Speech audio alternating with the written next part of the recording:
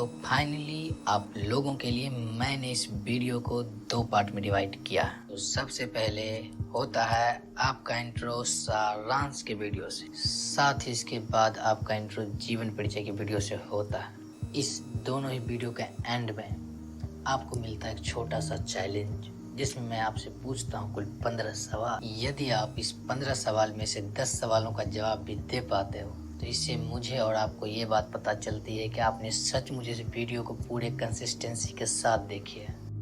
साथ ही इस वीडियो के एंड में आपको एक इस तरह का पीडीएफ मिलता है। इस पीडीएफ में कुछ खास बातें हैं जो कि मैं इसके बारे में आपको इस वीडियो के एंड में बताऊंगा।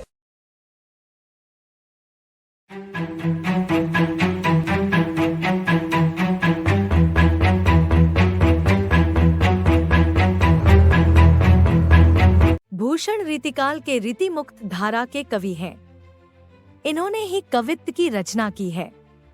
वह रीतिकालीन कवियों से अलग और विशिष्ट है, क्योंकि उस समय की कविता श्रृंगारिक होती थी, जबकि उन्होंने इससे हटकर वीर काव्य की रचना की है। इस पाठ में उन्होंने छत्रपति शिवाजी और बुंदेल के वीर राजा छत्रसाल के शौर्य और वीरता का वर्णन किया है। इस पाठ में उन्होंने 2 छंद लिखे हैं, जिसमें उन्होंने अनुप्रास अलंकार का प्रयोग किया है। प्रथम छंद में वह वीर शिवजी के शौर्य का वर्णन करते हुए उनकी तुलना इंद्र, राम, समुद्र की अग्नि, हवाओं, भगवान शिव, परशुराम, जंगल के अग्नि, चिता, उजाला, कृष्ण और शेर आदि से करते हुए कहते हैं कि जिस प्रकार इंद्र का राज यमराज पर, समुद्र के अग्नि का राज पानी पर, श्री राम का राज रावण और उसके अहंकार पर, हवाओं का राज बादलों पर, भगवान शिव का राज रति के पति कामदेव पर, परशुराम का राज राजा सहस्रबाहु पर, जंगल के अग्नि का राज जंगल के पेड़ और उसके डालियों पर, चिता का राज मृग के झुंड पर, उजाला का राज अंधेरे पर, श्री कृष्ण का राज कंस पर और शेर का राज हाथी पर। यहाँ पर कवि ने शिवाजी की तुलना शेर, मृगराज से इसलिए की है क्योंकि हाथी शेर से ज्यादा शक्तिशाली होता है। वह वजन में शेर से ज्यादा भारी होता है, फिर भी शेर उससे नहीं डरता है, बल्कि उससे लड़कर उसे मार डालता है। यहाँ पर कवि हाथी के शक्ति से ज्यादा शेर की चुस्ती फुर्ती, निडरता और उसके बुद्धि को महत्व देता है। इसीलिए तो वह जंगल का राजा कहलाता है। अतः शिवाजी भी अपनी इसी चुस्ती फुर्ती, निडरता और बुद्धि से लड़कर दुश्मनों पर विजय प्राप्त करते हैं।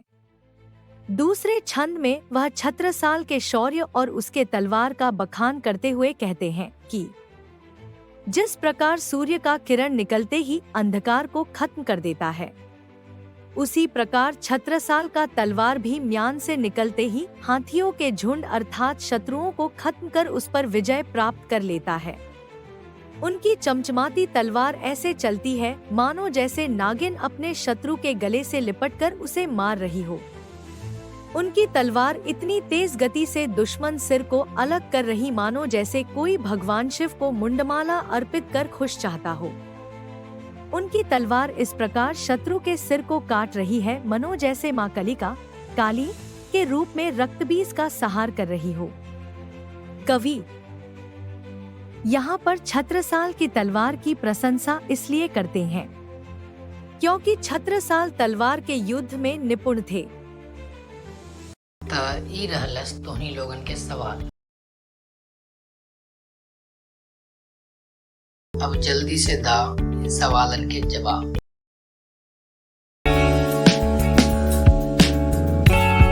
तो चलिए आपकी यात्रा शुरू होती है आज से लगभग 400 वर्ष पहले सौरमंडल के खूबसूरत ग्रह पृथ्वी से। पृथ्वी ग्रह पर जाते हुए आपकी मुलाकात होती है अपने देश भारत से। भारत देश की ओर जाते हुए आपकी मुलाकात होती है श्री राम मंदिर स्थित उत्तर प्रदेश नामक राज्य से। उत्तर प्रदेश की ओर जाते हुए आपकी मुलाकात कानपुर नामक जिले से। कानपुर की ओर जाते हुए आपकी मुलाकात होती है तिकवापुर ग्राम से।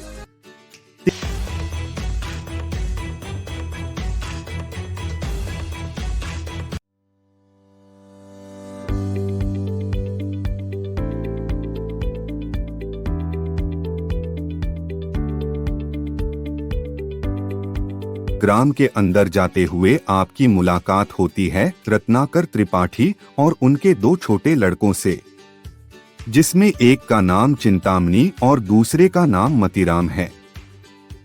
रत्नाकर त्रिपाठी आज बहुत खुश हैं, क्योंकि आज फिर उनके घर एक लड़के का जन्म हुआ है, जो रोते हुए अपने जन्म के वर्ष को बता रहा है। रत्नाकर त्रिपाठी बच्चे का नाम मनीराम रखते हैं।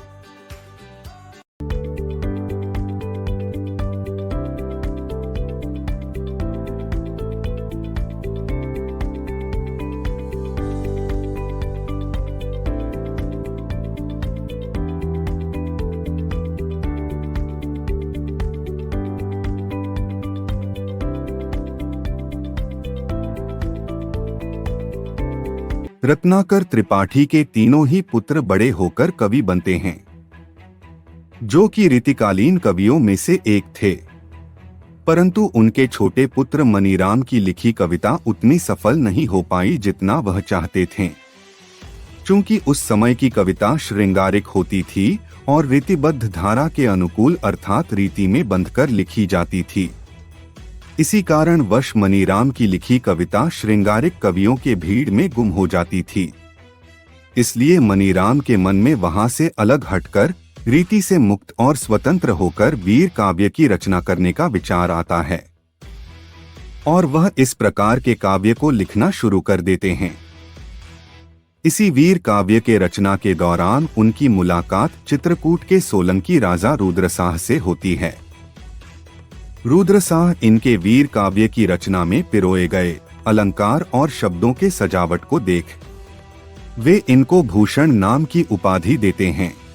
इस प्रकार इनके बचपन का नाम मनीराम विलुप्त हो जाता है और ये कवि भूषण के नाम से प्रसिद्ध होते हैं।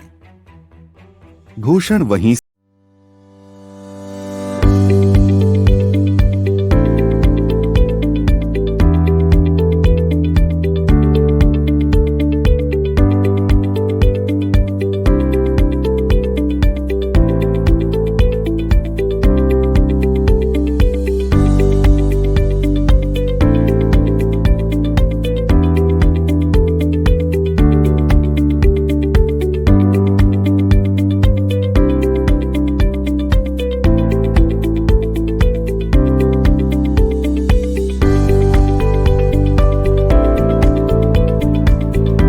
से प्रेरित होकर रायगढ़ के महाराज छत्रपति शिवाजी के पास चले जाते हैं। वहां पे वो शिवाजी के पुत्र शाहूजी के देखरेख में रहते हैं। वहीं पे रहकर वह शिवराज भूषण और शिव वावनी काव्य की रचना करते हैं। शिवराज भूषण में वह 384 छंद और 108 अलंकार के साथ छत्रपति शिवाजी की प्रशंसा करते हैं। उसके बाद वह 52 मुक्तकों के साथ शिवाजी की वीरता का बखान शिव वावनी में करते हैं। छत्रपति शिवाजी पे काव्य रचना करने के बाद वह बुंदेल के राजा छत्रसाल के पास चले जाते हैं। वहां पे रहकर वह छत्रसाल दशक की रचना करते हैं, जिसमें वह 10 छंदों में छत्रसाल की वीरता का बखान करते हैं।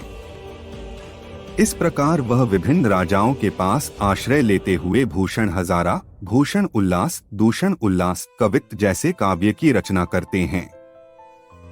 अंतः विरुद्धावस्था आने पर 102 वर्ष की उम्र में भगवान को प्यारे हो गए और वह खुद अपने मृत्यु के वर्ष को बता रहे हैं।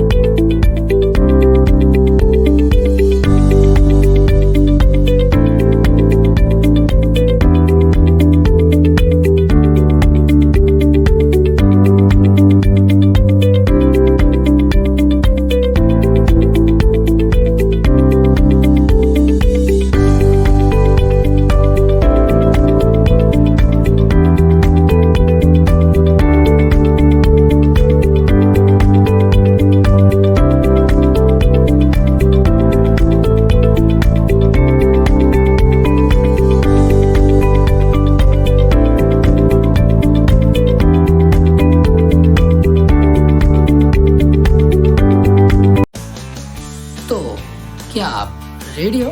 तो चलिए समझते हैं। वास्तव में इस पीडीएफ को ही मैंने वीडियो में कन्वर्ट किया ताकि आप इस चैप्टर से रिलेटेड सभी सवालों का जवाब बिल्कुल ही आसानी से दे सको, चाहे फिर वो सब्जेक्टिव हो या फिर ऑब्जेक्टिव। इस पीडीएफ में मैंने इस चैप्टर से रिलेटेड सभी सवालों को मिलाकर एक सारांश तैयार किया है। अब आप केवल इस सारांश को याद करके इससे रिलेटेड सभी सवालों का जवाब दे सकते हो। अब आपको इन सभी सवालों का जवाब देने के लिए अलग अलग क्वेश्चन आंसर याद करने की जरूरत नहीं पड़ेगी। आप केवल सारांश पे फोकस करके इन सभी सवालों का जवाब दे सकते हो।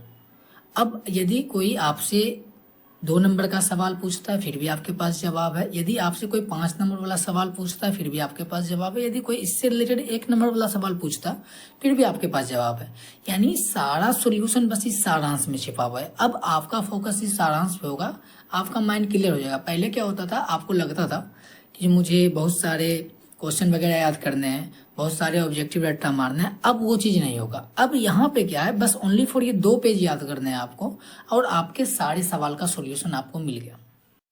इस सारांश को और बेहतर से समझने के लिए आप सारांश के वीडियो को देख सकते हो। आप अपने किसी भी डाउट को सारांश के वीडियो को देख करके क्लियर कर सकते हो। इस वीडियो के पहले भाग में सारांश का वीडियो है, जबकि वीडियो का दूसरा भाग जीवन परिचय का वीडियो है। जीवन परिचय के वीडियो को मैंने कहानी के रूप में प्रेजेंट किया ताकि आप उसे बिल्कुल ही आसानी समझ सको और याद रख सको। अब इस दोनों ही टॉपिक के वीडियो को देखने के बाद आपके सारे डाउट क्लियर हो जाएंगे और आपको 50% याद हो जाने चाहिए। मैंने अपनी तरफ से पूरी कोशिश की कि आपके किसी एक छोटे मोटे प्रॉब्लम का सॉल्यूशन कर सकूं। अब वास्तव में मैं उस प्रॉब्लम का सॉल्यूशन कर पाया या नहीं कर पाया वो अब आप लोग बताओगे, बट मैंने अपनी तरफ से थोड़ी सी कोशिश की और इस पीडीएफ को मैंने बिल्कुल ही आसान भाषा में तैयार करने की कोशिश की है। यदि आप लोगों को ये पीडीएफ चाहिए, आप मेरे दिए गए व्हाट्सएप नंबर पे अपना नाम और आप कहाँ से हैं लिख कर भेजें। आपको कुछ देर के बाद पीडीएफ सेंड कर दिया जाएगा।